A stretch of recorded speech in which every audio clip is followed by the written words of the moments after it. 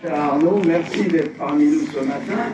Tu viens bien sûr en tant que voisin, mais tu viens aussi parce que tu appartiens comme ministre à la présidence maintenant des villes impériales.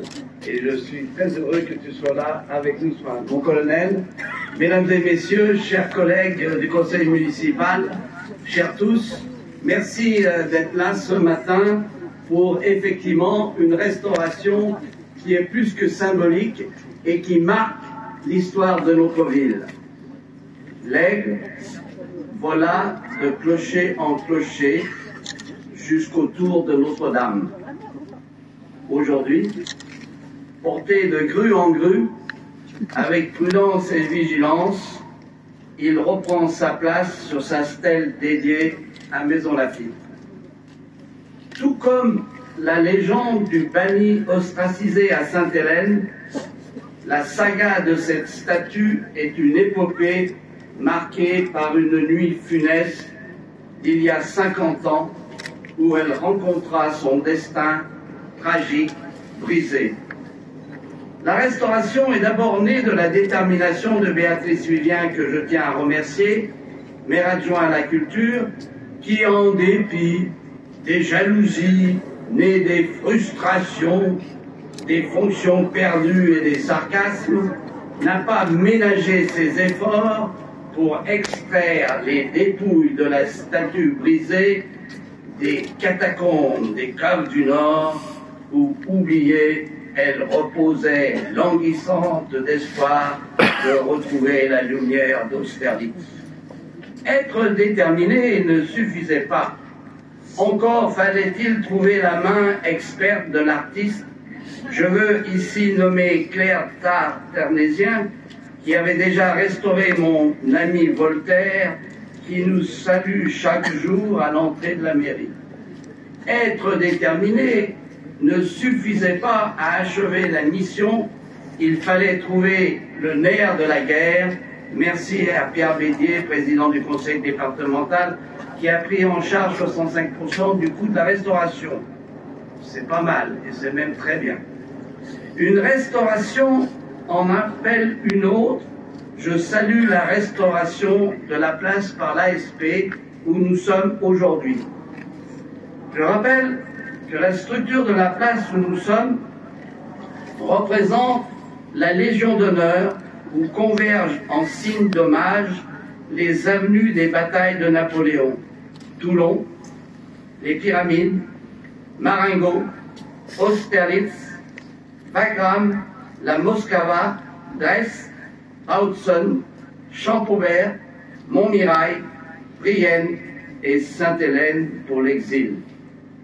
Batailles glorieuses auxquelles on ne saurait oublier Arcole, Rivoli, Iéna, Eylau, Friedland et bien d'autres.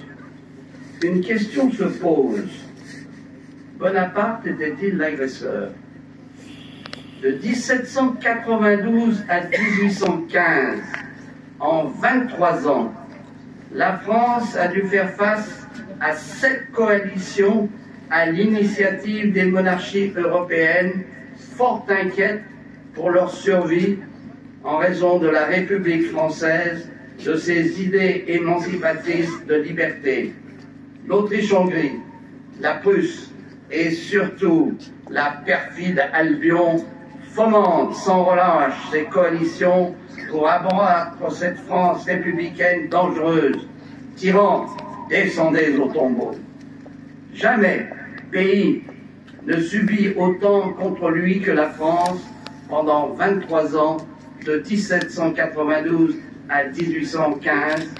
Bonaparte, puis l'empereur, livra bataille sur bataille pour préserver la République et ses lois. Il subjugua l'Europe. J'ai vu l'empereur, cette âme du monde, sortir de la ville pour aller en reconnaissance. C'est effectivement une sensation merveilleuse de voir un pareil individu qui, concentré ici sur un point, assis sur un cheval, s'étend sur le monde et le domine.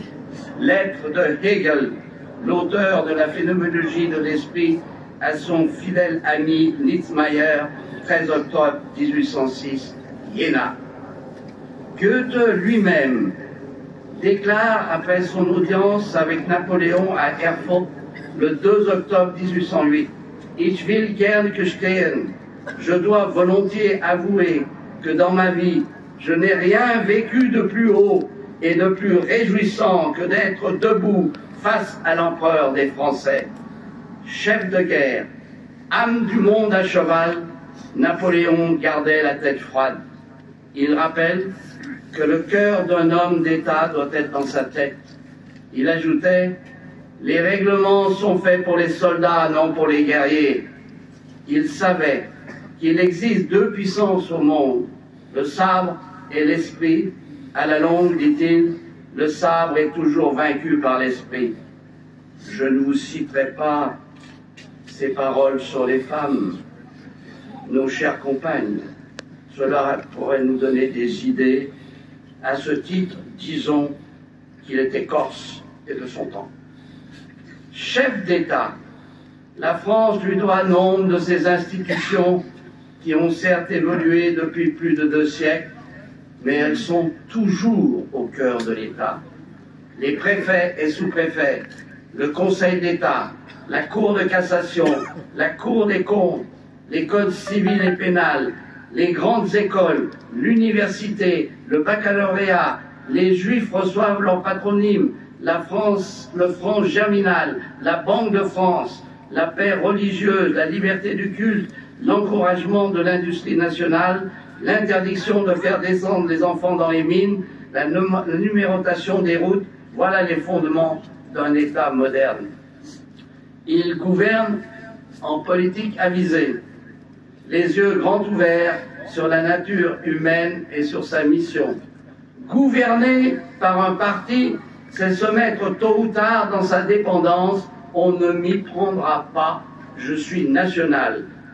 Les obligations que j'ai contractées en acceptant la première magistrature est de rendre la République chère aux citoyens, respectable aux étrangers, formidable aux ennemis. Il savait que pour conduire un peuple, il faut lui proposer un avenir et être conscient que la haute politique n'est que le bon sens appliqué aux grandes choses, en gardant à l'esprit que l'abus de propriété doit être réprimé toutes les fois qu'il nuit à la société. Ce sont là des principes de gouvernement d'une modernité toujours actuelle. C'est en cela que Bonaparte, devenu empereur, n'est pas simplement un chef de guerre, il est un chef d'État, un chef. L'absence de similitude avec la situation d'aujourd'hui n'est pas tout à fait fortuite. La légende napoléonienne est née de cette âme du monde à cheval. Wellington n'a conquis sa renommée qu'en croisant le chemin du vieux lion fatigué de trop d'épreuves, il lui doit sa gloire.